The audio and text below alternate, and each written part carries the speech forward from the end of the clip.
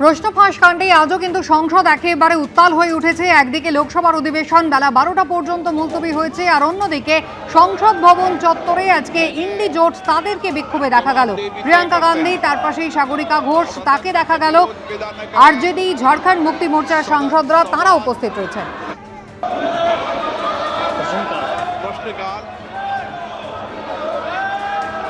मैंने जवाबदेही भी तय करते हैं। सदन में गतिरोध पैदा न करें, सदन संवाद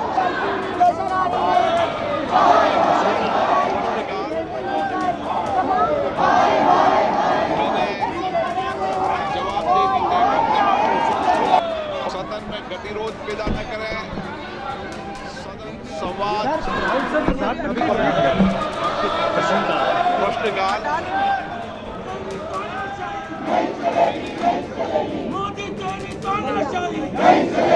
সংসদের বাইরে বিরোধীরা তারা যেমন বিক্ষোভ দেখিয়েছেন, ফের একবার লোকসভার অধিবেশন শুরু হচ্ছে।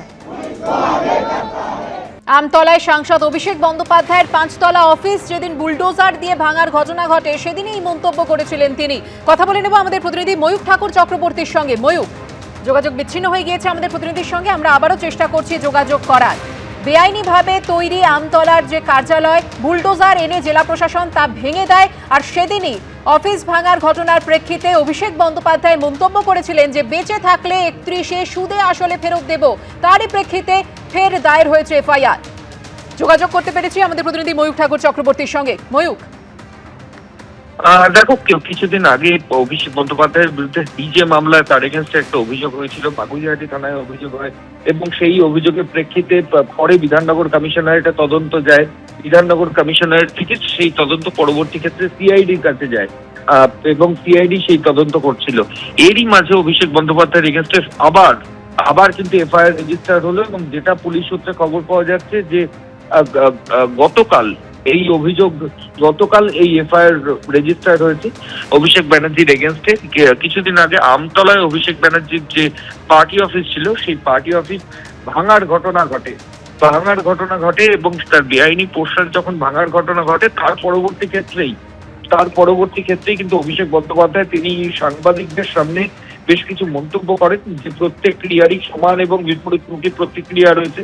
শুধু তাই নয়, তিনি এটাও বলেছিলেন যে আরো বেশ কিছু মন্তব্য করেছিলেন যে 2031 সালে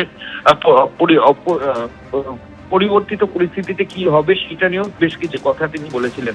এই কমপ্লেনেন্ট অভিযোগকারী রাজীব সরকার তিনি মনে করছেন যে এটা হুমকির শামিল, অভিষেক বন্দ্যোপাধ্যায় থ্রেট করছেন, এবং সেই মোতাবেক তিনি বিধাননগর সাইবার পিএস একটা রিটেন কমপ্লেন করেছেন, যার ভিত্তিতে এফআইআর রেজিস্টার্ড হয়েছে একাধিক সেকশন। ধন্যবাদ ময়ূক। লোকসভায় তৃণমূলের বিদ্রোহী সাংসদদের এনসিপিআই কি এবার বিজেপিতে মিশে যেতে পারে, তা নিয়ে জল্পনার আবহেই বিজেপি নেতা ভূপেন্দ্র যাদবের বাড়িতে আজ বৈঠকে বসছেন এই বিদ্রোহীরা। মুখ্যমন্ত্রীরও সেখানে থাকার কথা রয়েছে বলে জানিয়েছেন সুদীপ বন্দ্যোপাধ্যায়। এ নিয়ে তাকে আবার কটাক্ষ করেছেন এ রাজ্যের বিজেপি বিধায়ক এবং শিল্পমন্ত্রী তাপস রায়।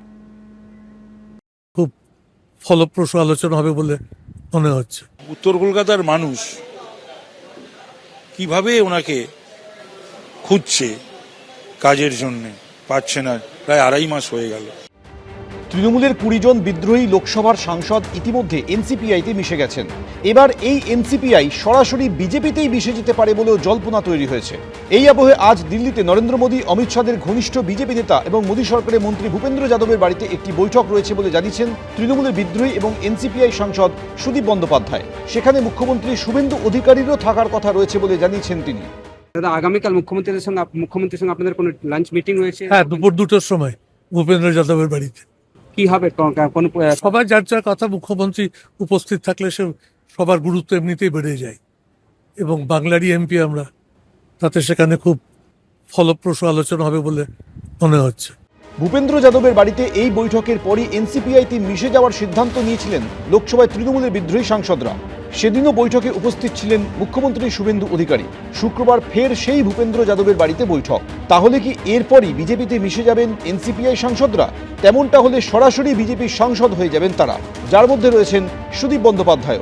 এই সুদীপ বন্দ্যোপাধ্যায়ের বিরুদ্ধে ক্ষোভ উগরেই তৃণমূল ছেড়ে বিজেপিতে গিয়েছিলেন তাপস রায়। এখন সুদীপ বন্দ্যোপাধ্যায়রা বিজেপিতে মিশে গেলে ফের এক শিবিরে হয়ে যাবেন দুই যুযুধান। এই নিয়ে জল্পনার আবহেই সুদীপ বন্দ্যোপাধ্যায়কে তীব্র কটাক্ষ করেছেন তাপস রায়। ওনার যারা কর্মী বা সাধারণ মানুষ তাদের সঙ্গে দেখা দিক। নির্বাচনে মমতা ব্যানার্জির 22টি থানা, ডিসি 5টা, সিপিকে ব্যবহার করে এবং 4,47,000 যে ভোট এসআইআর এ বাদ গেছে,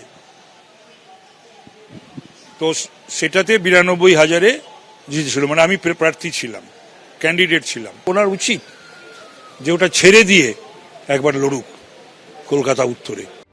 বিধানসভায় তৃণমূল এখন দুভাগ, কালীঘাট তৃণমূল এবং ঋতব্রত তৃণমূল।